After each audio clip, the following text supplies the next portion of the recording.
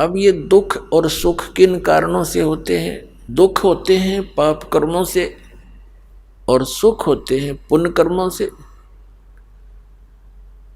और जो संसारिक व्यक्ति भक्ति भी नहीं करते और उनको सब सुविधाएं प्राप्त हैं, अच्छा कारोबार है या कोई अच्छी पोस्ट है, परिवार भी उसका अच्छा सेट है, बच्चों के विवाह भी ठीक हो गए हैं, कहने का भाव यह है कि वो एक पुण्यकर्मी प्राणी है और वो पुण्य उसने किसी पहले जन्म जन्मांतरों में किया हुआ है, क्योंकि वर्तमान में तो कुछ कर ही नहीं रहा और फिर भी सुखी है। और इस बात का तो एक विधान है परमात्मा का, सबको मालूम है इस बात का कि कर्म से ही प्राणी सुखी और कर्म से दुखी होता है। अब जब तक उस पुण्यकर्मी प्राणी के पुण्य चलेंगे तो उस पर कोई आपत्ति नहीं आवेगी। जैसे इन्वर्टर है आजकल, इन्वर्टर उसकी बैटरी होती है, उसमें उनको चार्ज किया जाता है। जब वह बैटरी फुल चार्ज हो जाए और चार्जर हटा दिया जाए तो बैटरी अपना काम करेंगी। जब तक उनकी कैपेसिटी रहेगी उनमें चार्ज रहेगा, पंखे भी चलेंगे, ट्यूब बल्ब भी जगेंगे।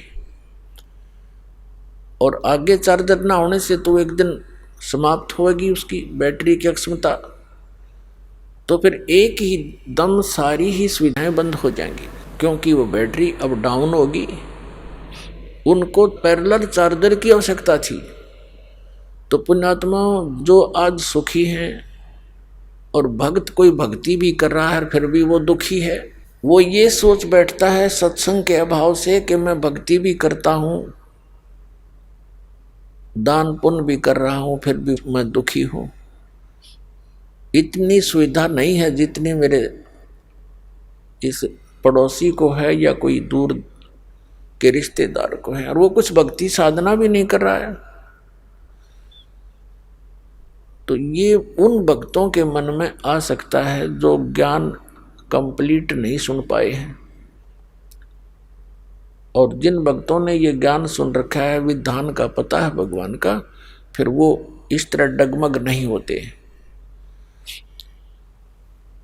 तो वो भक्त सोचते हैं कि दूसरे भक्ति भी नहीं करते हैं फिर भी सुखी हैं ये लोग। तो उनके लिए संदेश दिया जा रहा है कि ये समझ लेना कि आपके पुण्य नहीं थे, लेकिन आप एक बहुत भाग्यशाली हो कि आपको चार्जर मिल गया, अपनी बैटरी फिर से चार्ज कर लो।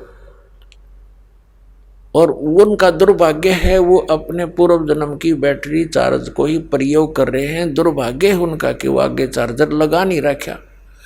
आप तो आने वाले समय में इतने सुखी हो जाओगे कि दुनिया देखेगी, और वो इतना दुखी होगा कि कहर टूट जाएगा उस परिवार पर जब उनके पुण्य समाप्त होंगे।